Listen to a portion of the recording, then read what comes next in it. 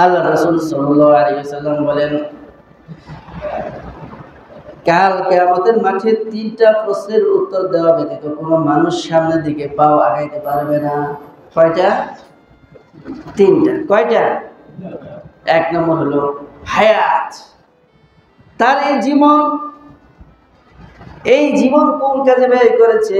সে কি দিনের কাজে ব্যয় করেছে, নাকি নিজের দুনিয়ার কাজে ব্যয় করেছে, নাকি অযথা কাজে ব্যয় করেছে, গুনাহের কাজে ব্যয় করেছে? এর হিসাব আল্লাহ রাব্বুল আলামিন পুঙ্খানুপুঙ্খানুরূপে কাল আপনার আমার সবাদের কাছ থেকে নিবে। কিসের? হায়াত, জীবনের। এই জীবনের প্রত্যেকটা সেকেন্ডের হিসাব আল্লাহ রাব্বুল আলামিন আপনার থেকে আমার থেকে প্রত্যেকের থেকে গ্রহণ করবেন।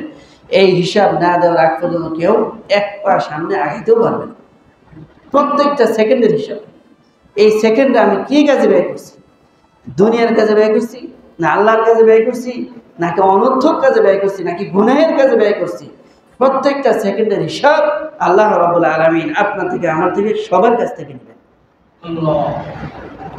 দুই নম্বরের হিসাব নেওয়া হবে এই যৌবনকাল, যেই যৌবনকাল ছিল আল্লাহ রাব্বুল আলামিনকে পাওয়ার কাল, যেই যৌবনকাল ছিল আল্লাহ ওয়ালা হওয়ার কাল, যেই যৌবনকাল ছিল এমন একটা পাওয়ার, যেই পাওয়ারে মানুষ ইচ্ছা করে যে কোনো কিছু হইতে পারত। আল্লাহ রাব্বুল আলামিন স্পেশাল ভাবে এই যৌবন সম্পর্কে কাল কিয়ামতের মাঠে জিজ্ঞাসা করবেন। কি সম্পর্কে জিজ্ঞাসা করবেন? যৌবনকাল। প্রত্যেকটা যুবকের যৌবনকাল কোন কাজে ব্যয় করছে? সে যৌবন পেয়ে মসজিদে সবার আগে এসেছে না পরে এসেছে? সবার আগে আসছে না পরে আসছে? না যৌবনকালকে মসজিদের বাহিরে ব্যয় করছে? মসজিদের বাহিরে বসে রয়েছে যে নামাজে দাঁড়াবে, আমরা মসজিদে আসবো, আবার নামাজ শেষ সাথে সাথে মসজিদ থেকে বের হয়ে যাব। এই জন্য কি আল্লাহ রাব্বুল আলামিন যৌবনকাল দিচ্ছেন? যুবকের যৌবনের কালের ইবাদত আল্লাহ রাব্বুল আলামিনের কাছে অনেক পছন্দনীয়।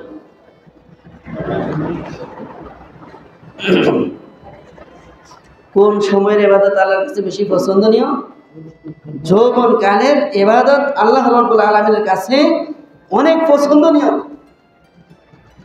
আল্লাহ রাসূল সাল্লাল্লাহু আলাইহি ওয়াসাল্লাম বলেন, এরে যুবক, যেই যুবক তার যৌবনকাল আল্লাহ রাব্বুল আলামিনের ইবাদতের ভিতরে কাটাইছেন, আল্লাহ রাব্বুল আলামিনের জিকিরের ভিতরে কাটাইছেন, আল্লাহ রাব্বুল আলামিনের হুকুমের ভিতরে কাটাইছি, আল্লাহ রাব্বুল আলামিন কাল কিয়ামতের মাঠে আল্লাহ রাব্বুল আলামিন আল্লাহর আরশের নিচে তাকে স্পেশাল ভাবে গেস্ট বানায় তাকে ছায়া প্রদান করবে। কিসের নিচে? কিসের নিচে? আল্লাহর আরশের নিচে। কাকে? যুবককে। কাকে? যুবককে। যে যুবক তার যৌবনকাল আল্লাহ রাব্বুল আলামিনের ইবাদতে কাটাইছে, জিকিরে কাটাইছে, নামাজে কাটাইছে, আল্লাহ রাব্বুল আলামিনের দ্বীনের রাস্তায় কাটাইছে, আল্লাহ রাব্বুল আলামিন তাকে স্পেশাল ভাবে আরশের নিচে ছায়া প্রদান করবে। বলবো যে আজকের কষ্ট তোমার জন্য না, তোমার কষ্ট যা করার দুনিয়াতেই করে এসেছো, তুমি ক্রন্দন করার যা দরকার দুনিয়াতে কেঁদে এসেছো। আজকে তুমি আমার আরশের নিচে স্পেশাল মেহমান। আজকে রৌদ্রের তাপ তোমার গায়ে লাগবে না, আজকে রৌদ্রের তাপ আগুন তোমার গায়ে লাগবে না, তোমার গায়ে থেকে আজকে কোনো ঘাম প্রবাহিত হবে না। আজকে তুমি আমার মেহমান আরশের নিচে থাকবে। সুবহানাল্লাহ।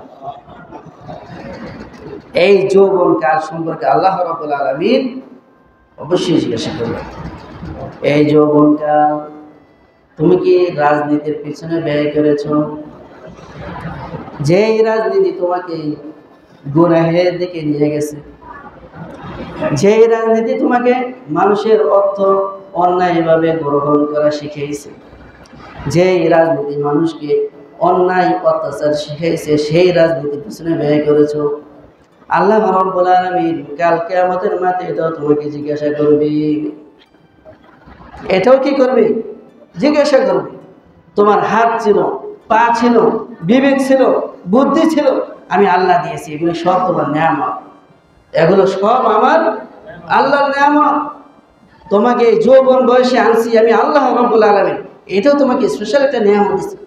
কত মানুষ এই যৌবন বয়সের আগেই দুনিয়া থেকে চলে গেছে, কত মানুষ এই যৌবন বয়সে আইসাও তার জোয়ান নাই, বিবাহ করতে পারে না। তোমরা আমি আল্লাহ দিছি, এই নিয়ামত আমি আল্লাহ দিছি, তুমি আমার এই নিয়ামতের কি শুকরিয়া আদায় করছো, কি শুকরিয়া আদায় করছো? তোমার এই শক্তি, তোমার এই বাহাদুরি, তোমার এই বীরত্ব ইসলামের কোনো কাজে আসে নাই। তোমার এই শক্তি, তোমার এই পাওয়ার আমার দিনের কোনো কাজে আসে নাই। তুমি মসজিদই আগে আসতে পারো না, তোমার এই শক্তির দ্বারা তুমি মসজিদে আগে আসতে পারো না। তুমি এই পাওয়ার কি কাজে খাটিয়েছো? আল্লাহ রাব্বুল আলামিন কাল কিয়ামতের মাঠে আমার এই যৌবন সম্পর্কে অবশ্যই জিজ্ঞাসা করবে। তোমার এই জওয়ানি, আমার দিন, আমার ইসলাম, আমার ধর্ম এই দুনিয়ার বুকে কিভাবে উচ্চতা লাভ করতে পারে, কিভাবে এই দুনিয়ার বুকে আমার দিন অন্যান্য দিনের উপরে প্রাধান্য বিস্তার করতে পারে। এই জন্য তো তুমি আমার এই দেওয়া যৌবনকে কাজে খাটাও নি। আমার যে বিধান, এই বিধান দুনিয়ার বুকে কিভাবে সমস্ত মানুষের উপরে প্রয়োগ হতে পারে, কিভাবে প্রতিটা মানুষের ক্ষেত্রে, তার পারিবারিক, তার সামাজিক, তার রাষ্ট্রীয় ক্ষেত্রে কিভাবে আমার দিন কায়েম হতে পারে, এই জন্য তোমার যৌবন কাজে আসে না। কাল কিয়ামতের মাঠে আল্লাহ রাব্বুল আলামিন আমাকে আপনাকে অবশ্যই এই যৌবন কাল সম্পর্কে জিজ্ঞাসা